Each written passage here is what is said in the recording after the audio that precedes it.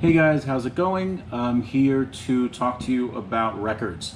And today I will talk to you about one particular record. And in doing so, I can't really talk about this record without going through the story of how this record was created. Because it's it's a very unique record. And it was my first introduction to producing records.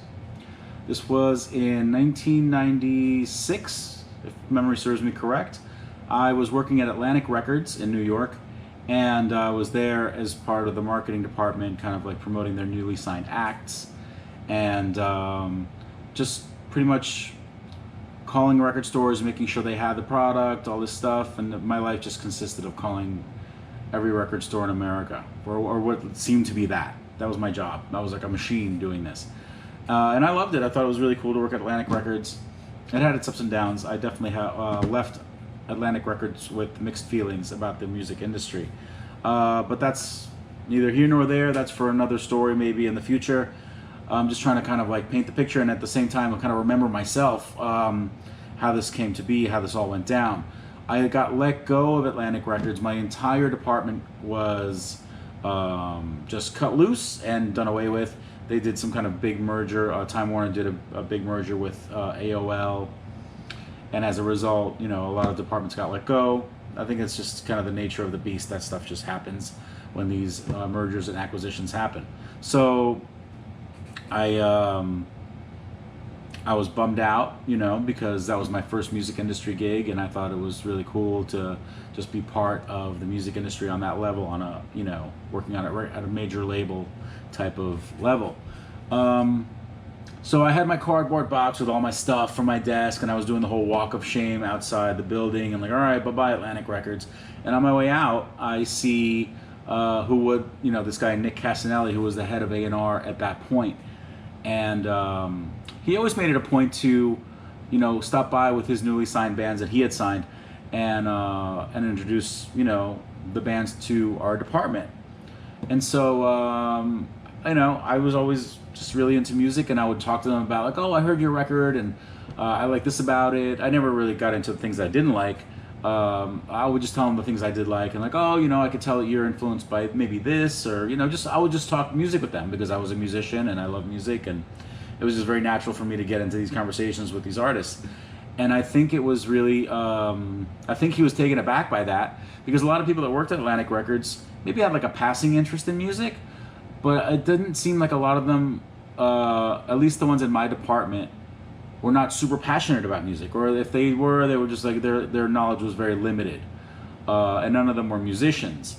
And so I don't know. I think I didn't know at the time, but as I was leaving and I saw Nick Casanelli, he was like, you know what, you were my favorite guy in that department, and I always liked introducing my newly signed bands to you guys, and they all came away with this feeling of that they related to me on some level because of our conversations.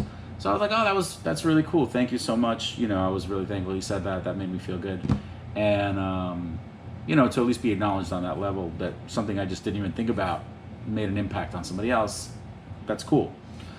So as I'm like, leaving with my cardboard box filled with my stuff, he says to me, like, you know what, if I hear of anything, I'll let you know. Like, I gave him my number and stuff. I was like, okay, cool. And I didn't think anything of it, because it's one of those courtesy things that, people say. Like, yeah, if I know of anything, I'll let you know. If I hear anything, I'll definitely keep you in mind. And you hear that a lot, and it's like, all right, cool, and you don't really expect anything of it. So I went back to my New Jersey job at the record store at Al Wilk Records, with my tail between my legs, because I had left there in like this, blaze of glory, like, all right, I'm leaving record retail and I'm working at a major label. See you later, Al Wilk Records. And there I was, back at Al Wilk Records. It's like, all right, cool, man, whatever. I mean, it could be worse. I could be digging ditches in the street, right? I'm still in a record store, I'm still around records. It's fine. But that underlying feeling of like failure was kind of gnawing away at me, like, you know what I mean? Not like overwhelmingly, but enough. It did bug me. So I was there back at Atlantic Records, and I was there for a few weeks, maybe like 3 weeks or a month or whatever, and just, working my shift and doing what I did. And I got this phone call. And apparently I'd gotten that phone call a few times before, and they never gave me the phone, or I wasn't there, or whatever I was doing, I wasn't there. I never got the phone call. But the person persisted, and they called me, and it was somebody that started an independent label, and they had met Nick Casanelli at some industry function, and that person had mentioned, like, oh, I need somebody to help me run my label, and he hooked me up. He mentioned me, and he talked me up, and enough that this lady called me 3 or 4 times wanting to get in touch with me. So it's another label in New York, right? It was an independent label. It was in New York. It was just starting up. They had 1 record under their belt, or 2 records under their belt. It was a brand new label, and they needed someone to just be there because it was just her. So I go and I do my interview, and I had like 2 interviews or something like that, and I get the job. All right, I'm stoked. I get to leave Outlook Records again. I get to leave record retail and have another shot at working in the music industry, which I was really, really stoked about because I didn't expect that to happen. I didn't expect Nick Casanelli to be like, if I hear something, I'll let you know. And that never happens. And this actually materialized. So I was like really, really thankful. Okay, so I get there and I'm just like packing boxes, shipping orders to distributors, just your regular, non-glamorous music record executive type job. And, but it was just me and her. And so, and she needed a creative person. So I guess Nick Casanelli talked me up to some creative type. So, she had already put out 1 record called Vampiros Lesbos, Sexadelic Dance Party, which did really, really well. And actually, Quentin Tarantino licensed one of the tracks from that record for Jackie Brown, which kept the label afloat. And so we had, like, all right, what's the next record going to be? And so, we're just kind of brainstorming. And at that time, I don't know, I think I was just like collecting, or I was like really into like blaxploitation movies again. I had like this resurgence and interest in blaxploitation movies, and I was just watching them again. And I had mentioned like, oh, these soundtracks are really cool. Maybe it'd be a good idea to do a compilation of the best songs from these soundtracks, including the more obscure ones, because everyone knows Shaft, everyone knows, Foxy Brown, everyone knows the more famous ones, but there's a ton of obscure ones that many people don't even know, the soundtrack was great, but it was like a lot of filler, but there's one standout track in this soundtrack, so if you get it, it's only good for 1 song or whatever, so I thought that there was room for a compilation of this type to be put together. So she was into it. She's like, all right, cool, yeah, that sounds great, let's do some research. So I started doing some research on these soundtracks where I could find track down copies of these soundtracks. And, we're in New York City, so there's at that time, there was endless amounts of amazing, great record stores. And the whole online, buying of records wasn't really fully formed as it is now. I don't know if Discogs was around. I know that eBay was. But again, we're in New York City. There's like tons of record stores. So the whole internet thing was not even a thought. I went about going to these stores physically, going through records, asking questions in serious crate digger record nerd mode to unearth these gems and put together this compilation. So I found some stuff. I found some cool stuff. And when I had like about half the tracks worth of stuff to make the compilation, I started to kind of like go into the whole aspect of like, all right, who owns the rights to this stuff? Who owns the mastering rights? And that's when I hit a brick wall, because all this stuff, even like the more obscure stuff, by that time was owned by major labels, and people like Quincy Jones and things like that. And so to license this stuff was incredibly expensive, especially for an independent label. So I kind of thought to myself, okay, well, this is probably for the best, because I had, even though I was kind of gung-ho about it, and it was just something that I just kind of threw out in one of those brainstorming meetings, I had that gut feeling like, you know what, this is not like such an original concept, and it might actually fail. So, but I went through the motions anyway, because you never know. You know, sometimes you just can't listen to that nagging voice in your head. You just kind of like go through the motions and see where it takes you. But it had taken me to this brick wall, and then I kind of revisited that feeling, like that intuition, and I kind of like put those two together. It's like, okay, well then this is like a dead project. This is off the table. But in the midst of that research, I did some online research to track down some stuff, and on some forum, some like random forum, somebody had said, if you like blaxploitation soundtracks, if you like blaxploitation movies, not soundtracks, if you like blaxploitation movies, you need to check out Bollywood movies. And I didn't know what that was. And so he went about describing that these were movies made in India in the 70s and the 60s, and they're still making them today. But particularly the ones in the 70s and 80s were the ones that mimicked a lot of Western culture and a lot of like the action movies and even some like blaxploitation type stuff. And I couldn't believe it. I was like, that actually sounds really cool if it's real. And that sounds like a really fresh concept if it's a real thing. So thankfully, the person who wrote this blurb, or had written this stuff on this forum, mentioned this one movie called Kurbani, and he told me who starred in it and everything. And so I went to like the little India section of New York, and I was looking around, and a lot of these like Indian grocers, or whenever you're going to go into these Indian neighborhoods, you'll find a place that sells videos. You can go to the grocers and they'll have like some movies there, but they have like dedicated video stores. And so I would like look around, and I finally found a copy of Kurbani, and when I went in there and I asked for this, they looked at me like I was from outer space. Like, what the hell? How does this white guy know anything about Kurbani? So I got it. I got it on VHS, and I was really excited. Like, oh wow, okay, let's see if this is the thing that the guy, as he described it. So I went and I put the movie on, and these movies, if you have never seen a Bollywood film, at least from that era, I don't know how Bollywood films are now. I know they're like way more polished and but back then, these movies were about 3.5 hours long. They were completely in Hindi. They did not have any English subtitles, and you just had to watch. So I watched, and it was like a feast for the senses. Like, these movies were ultra colorful, beautifully shot, but also they had like a really low budget quality to them, and they were kind of goofy. Also, they had like these really bizarre things that would happen in these weird sequences. Like you would go from like a dance scene to a fight scene. And like there would be like this no segue practically. It was just really bizarre. But I loved it because I love stuff like that. So to me, this was like great. I can't get enough of this.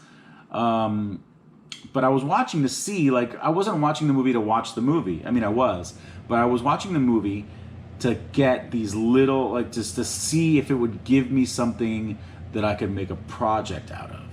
And thankfully, I don't remember how long into the movie it was, but it was like a while into this movie because I was losing steam. I'm like, man, this movie better give me something because I'm getting tired of watching this. I can't understand anything. Even though it's cool to watch, even though it's funny, like the novelty is wearing off because I'm not watching it for my own pleasure. I'm watching it to see if there's something here.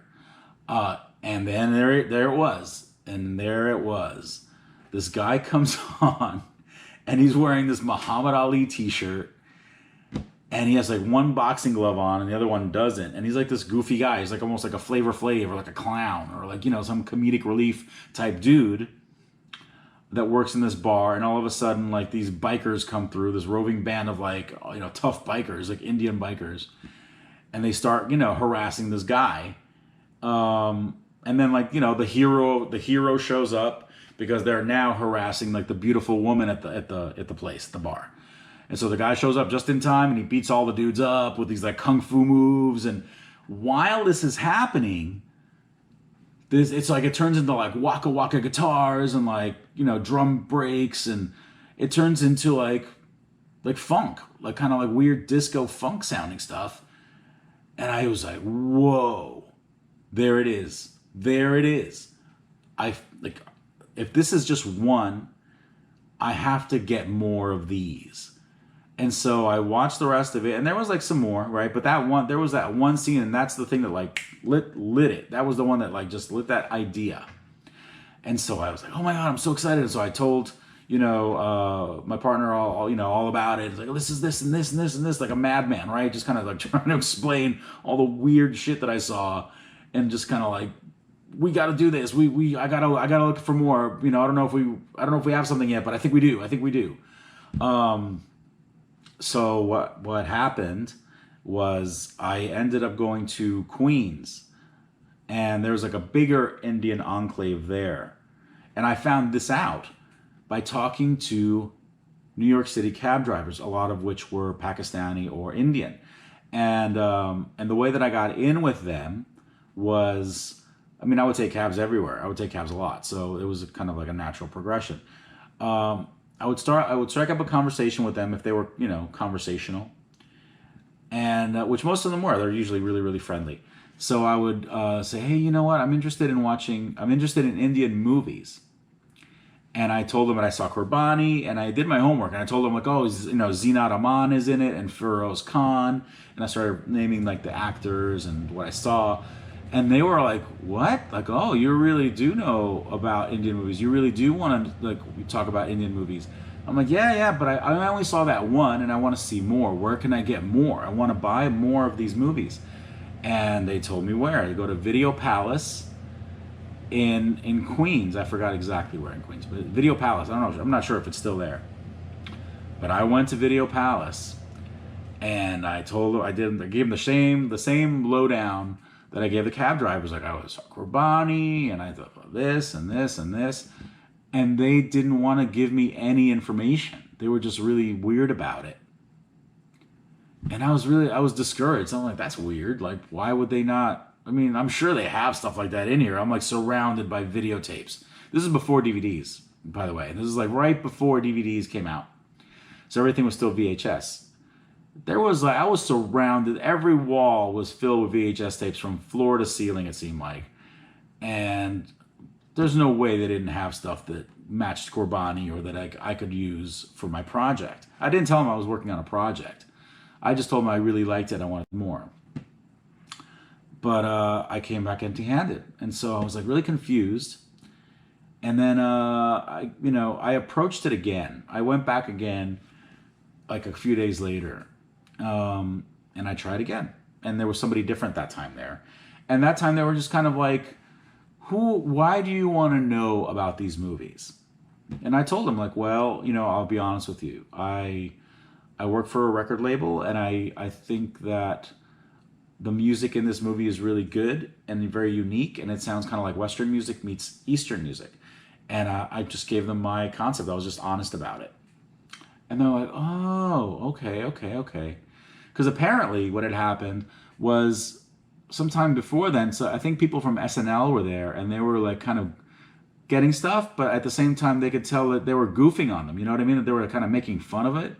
And of course, these people, this is their culture. Like, they're not going to like just stand by and like let you make fun of them or facilitate you making fun of them. So whatever douchebags were from SNL that were there, looking to like make fun of them, making it super obvious that that's what they were doing, they're the ones that kind of stood in the way of my first attempt at this. So I'm glad that I kind of like persevered and like went through, and I pushed through, and I went again, and I got, what movie did I get? I got Dharmatma, and I got Don, and I think The Great Gambler, and that's when I discovered the movies of Amitabh Bachchan, which is like anybody that's Indian from that era or even after that knows Amitabh Bachchan is like a star, man. The guy's like larger than life. You know how like Schwarzenegger like was an actor and then he became the governor and all that. This guy had like a similar trajectory. He was like huge movie star, and then became part of Parliament, and then he's just like this idol. And he's like, I think he's like still in Indian movies to this day. He's still in Indian movies. Amitabh Bachchan, like huge, right? So these movies gave me more of that type of deal. Whereas like Kurbani was like more like kind of like a mixed bag. There were movies that were definitely action movies or definitely crime drama movies. So there, you know, the instances of action and the instances of like gangster shit and the instances of like waka waka guitar and this like kind of like mixed East meets West funky music was like much more prevalent in these types of movies that were called masala movies. So I started focusing, my focus started shifting, and I started getting a little more savvy with these movies. And then I started to break down who the music directors were. The music directors was the name that they gave the composers. So there was a lot of famous ones. R.D. Burman and S.D. Burman were very, very famous. I think they're like the most famous of all those. And they made some really cool stuff. But the ones that really caught my attention and really captivated me were the ones that were scored by Kalyanji Anandji. And they were two brothers. And so I started to do internet research at that point, since I kind of like had enough to go on where I could narrow down my searches for very specific things. I found which movies that they did the, you know, music supervision on or the music composing on. So, and there was endless amounts of movies. Like, if you don't know that India at that time, I'm not sure what the volume of movies they make now is, but the movies at that time, they made about literally like 1,000 movies a year. And a lot of it had like a lot of underworld type of participation in it, I guess you could say. Like, you know, a lot of like money laundering was going on, a lot of shady stuff was going on, a lot of gangster stuff was going on behind the scenes in these movies. So I think that actually that kind of influenced like the crime drama aspect of these movies. Like some of these movies ended up being like crime dramas. Maybe because the people that were funding it were gangsters. You never know. But I kind of lost my point there. Okay. Yeah, 1,000 movies a year. So I kept looking, and so now I'm like, I have to find out how to get in touch with Kalyanji Anandji. If they're still alive, where are they? Like, there was still so much to be unlocked in this mystery of putting this record together. But I was in like full research mode. I was all about it. I had a TV in front of my desk with a VCR on it. And I, like, my only job, like when I got to work with my coffee, I would sit at my desk, I would put on one of these Indian movies. I had stacks of them all over the place. People that were like sharing the space on the floor that we worked at thought I was a maniac. And I tortured the hell out of them with these movies because I didn't listen to them like full blast or anything. But you know, the volume was on at a certain level, and it was a shared space. So these people were like hating my guts because, you know, these movies are not easy to sit through. And if you're not even watching it, they're much harder to sit through because all you hear is like people talking in Hindi for hours all day. So yeah, they had to deal. I had to make this record. I don't care. At least they didn't have my job. My job was I would put the thing in, I would put the tape in the thing, and then based on the counter on the VCR, I would reset the counter, and I would have the counter rolling as the movie went on. And so when anything came on the screen, oh, and here's another thing. Certain, like, as you know, besides the music, right? Like the music, whenever those like funky passages would come around, that was awesome, right? That was like the huge payoff. But then another payoff was every now and then in these movies, they would break out from speaking Hindi and say something in English, like some weird catchphrase like, I'll get you, you son of a bitch, or let me buy you a drink, baby, or, you know, something that, and then, you know, I was like, wow, this is great. I could use these dialogue snippets. Somehow I have to use them. That's too cool. So I isolated those. And so whenever those would happen, I would mark down where on the VCR counter it would appear, right? So I could like isolate it. And this is like really crazy work. I mean, all day doing this, I saw these movies, I saw snippets from these movies in my dreams, like literally. Like, I lived this stuff for, I don't know, months. Months it took me to like put enough of this stuff together to get like the record that I wanted, the thing that I envisioned. So I was just all about it.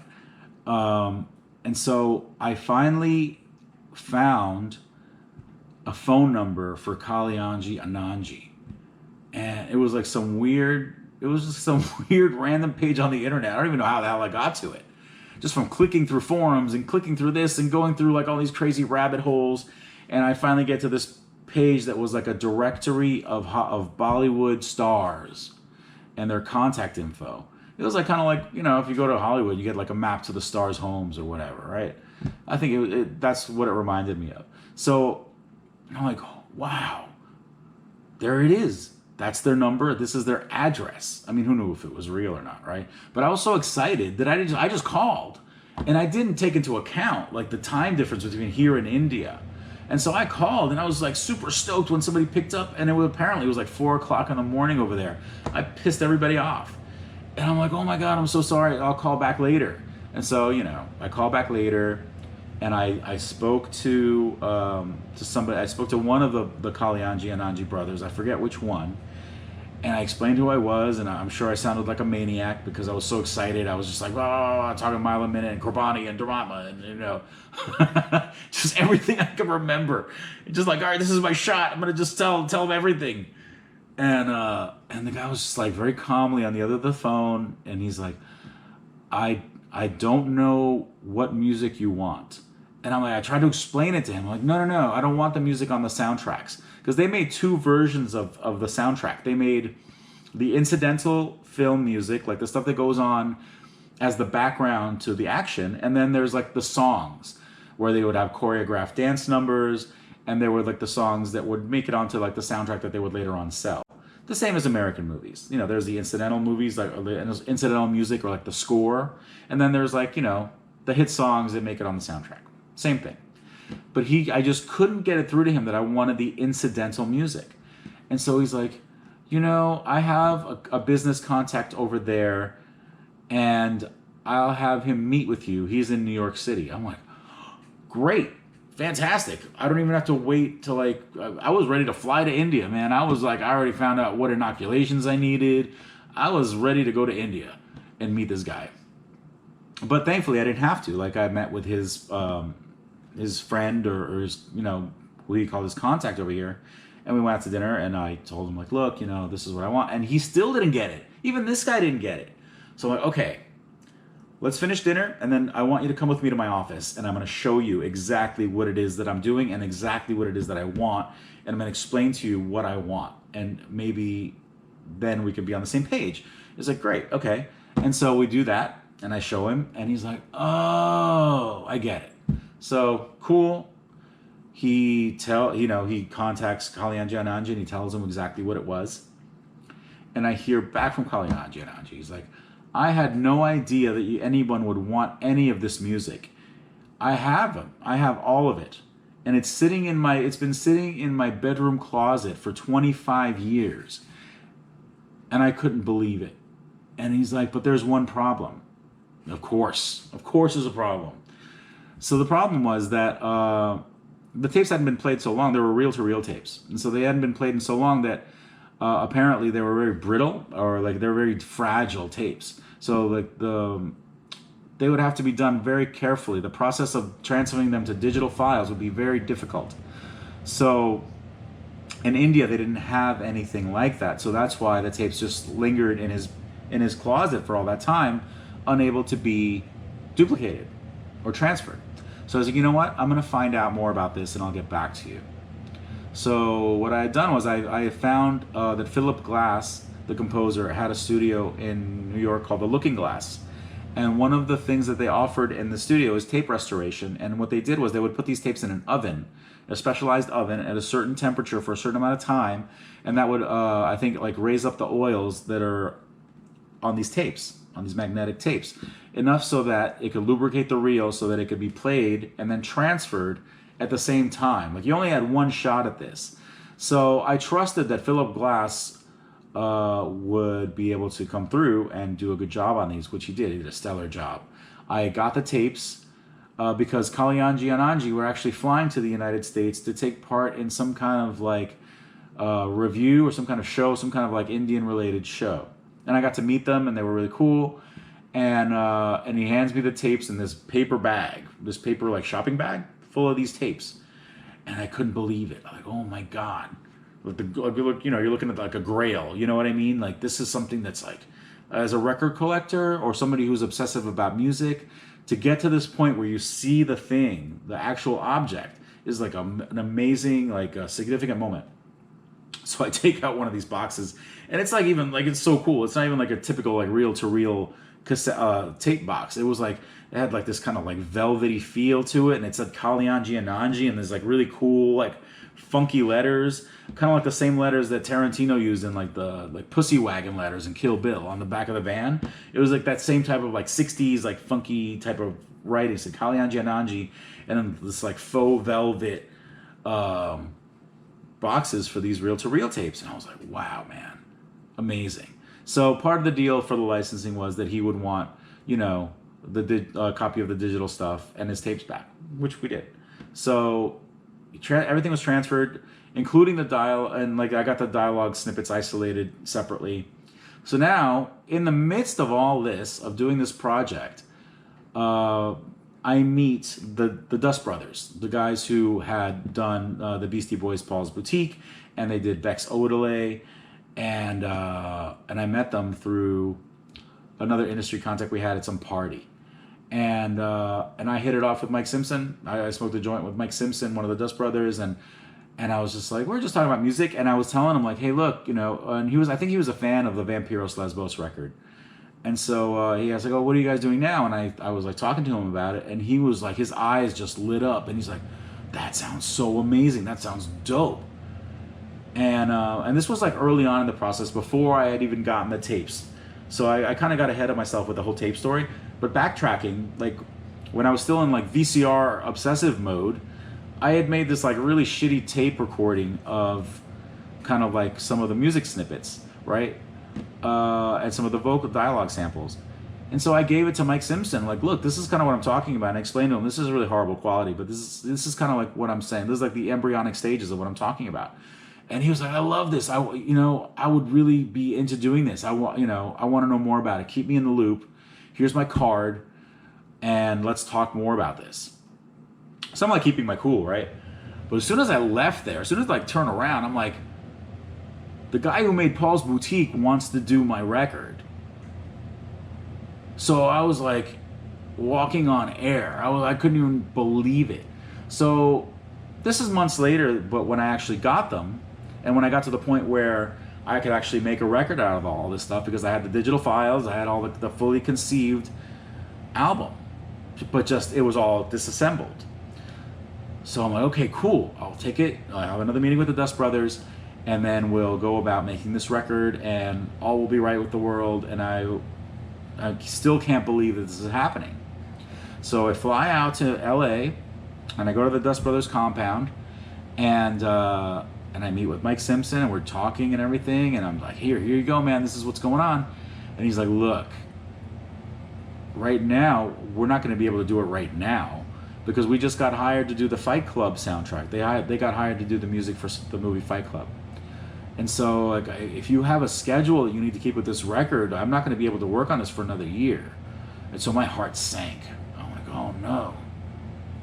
I was really that moment of disillusionment when you're building up in your mind this whole fantasy of how it's going to go down, and like, this is so ideal, this is like beyond my wildest dreams. And so at the very like precipice of greatness, it's like, no, I can't do it. I'm like, no. So I was disappointed, right? But then he's like, you know what, I have someone that I think would do a really good job on this. And he names Dan the Automator, who had done Dr. Octagon, the Cool Keith record, which I loved. And so I was like, all right, that sounds cool. And he gave me, Dan's number, and got in touch with Dan and worked everything out. And Dan really liked the idea, and, sent him all the stuff, and we, did all whatever, paperwork or whatever, like, legal stuff that had to be done to make records, all that boring stuff. And so he went about the process of making the record. And I told him, like, look, I did a lot of, like, this is my, conceptually, this is my record, but I need certain things put together, because when I got the incidental music, the thing that happened was, since they made so many movies in Bombay, the incidental music wasn't like this extended piece of music that then they cut to fit the scene. What they did was they knew how long the scene was, and so they would make the music just as long as the scene. So if the scene was like 20 seconds, there was only 20 seconds of that funky music. So I was like, oh geez, another obstacle, another roadblock. And so Dan the Automator was really good at putting these things together and looping them, and like, you know, just kind of like bringing out certain aspects of it, and then like maybe like bumping up the rhythm of it. Like DJ Shadow did some of the live drums on it.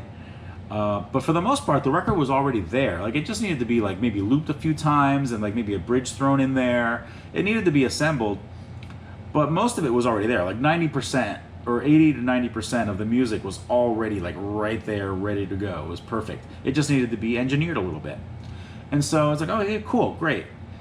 But when it came time to put in the dialogue samples, he didn't really know how to go about it because he didn't watch any of the movies. And so I'm like, you know what? That's cool. Just send the tapes to me, and I will go and I'll put in the dialogue samples and I'll sequence the record. And I wanted to put additional sitars in it and stuff like that. So he gave me his portion of the completed record, and I took it and I completed it. I, you know, holed myself up in a studio with this guy Kurt Rolski, who was part of this band Ultra Vivid Scene, and he's like super cool guy, great to work with. And I was in a studio with him for like a couple of days and just like putting in the dialogue bits in between each songs or in certain parts in the songs to make the record flow in a certain way. Got a sitar player and recorded the sitar player going over certain other things just to kind of like enrich the record and just kind of make it its own thing. And just, you know, a kind of an elaborate process, but it was like the final stages of making this record come to life. And like I say before, I always say, like, the devil's in the details. So after 2 days of doing that, like all the details were in place, everything was there. I had already designed all the artwork. And then this record was the final result of all of that work. It is called Bombay the Hard Way, Guns, Cars, and Sitars. I did all the artwork on it, and these were all like stills from like the VHS tapes. These were like stills that I put through Photoshop and like adjusted and readjusted from these grainy VHS tapes. And then I put together, you know, just a gatefold version of it. And this was like a labor of love, like a true labor of love for me. And it was my first time doing anything like this, so it was like a super intense thing. And here we go, like with the, you know, I wrote the liner notes, and we have Lord Ganesh on the back, remover of obstacles, bringer of good fortune. And so I thought that was an important image to have on this record. And the first pressing of this record was done in this like transparent gold, which is apparently highly sought after, because this record is out of print. It's been out of print for a while. But I've always had the idea or like the intention of putting it back out there, like another pressing of it, another limited pressing of it. And I might just do that. But this record, here's the back, and I came up with all the song titles, and I was very, very proud of this record. It did very well. It got a lot of amazing reviews. The record was a huge, huge success, way bigger of a success than my original blaxploitation idea would have been. Like, this is like light years ahead of what that would have been. And I'm so glad that these little synchronicities happened that put me on the path of like hitting a brick wall, and then all of a sudden like this little synchronicity, this little detail that I remembered seeing on a forum, like maybe completely turned in that direction, and it turned into this, like something that I would have never expected. It was not my original intention, but it's greater than anything I could have thought of, you know, originally, right? Because the embryonic stage of it was something different. And over the years, it's, you know, maintained a certain amount of popularity, and it even appears, this is something I'm really proud of, by the way. It's really nerdy, but I'm super proud of this. In the movie High Fidelity, with, you know, John Cusack and Jack Black, this record appears in the bins in like I think 2 of the scenes in the movie, and somebody else pointed out to me, but because of the colorway on this record, like this really bright, eye-catching blue, it's easy to spot. And I saw that and I couldn't believe it. It's like, wow, like that's just a, I don't know, that was just like such a great acknowledgement. Because in my mind, whenever they put that movie together, people that really knew about music and record stores and everything put that movie together, and you could tell that the records that were at the very front of those bins were all really cool records. Like there were no like, there were no like lame records there. Like you could tell that they did that, they curated that record store very, very carefully. And so that for this to be included in that curation was like a huge deal for me. I'm very proud of that. Obviously, I'm bragging about it. So thank you for listening to me. Thank you for listening to me talk about this crazy stuff and the crazy times in my life. But this story was something really cool and significant, and it was my first time being part of producing a record, and the adventure of how that came to be was just really interesting, and I just wanted to share that with you guys. So thanks for listening. As always, feel free to leave comments, leave likes, ring the bell, subscribe. Let me know if you liked it. Let me know what you got out of it. Let me know if you've heard this record, what you think about it, and all that good stuff. Again, thank you so much for listening to my stories, and I'll see you soon to talk about more records. All right. Thanks a lot. Take it easy.